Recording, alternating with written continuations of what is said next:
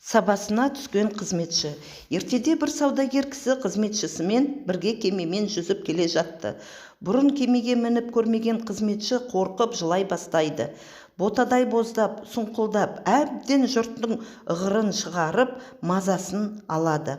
Оны ешкім сөзбен жұбатып, тыныштандыра алмады. Сонда бір данышпан кісі саудагерге: "Егер рұқсат етсеңіз, оны тыныштандырайын", депті. Ол қуана-қуана рұқсатын береді. Данышпан теңізшілерге қызметшіне теңізге тастатады.